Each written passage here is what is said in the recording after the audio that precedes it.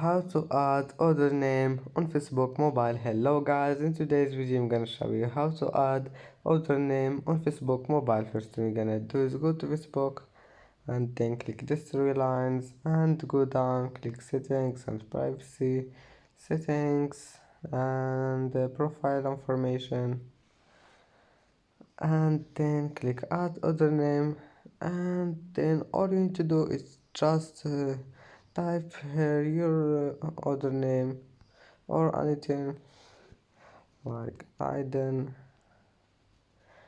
and then if you want to show your other name at top of profile, click this one and click save. And that's it for today's video. Don't forget like and subscribe, and see you in the next video.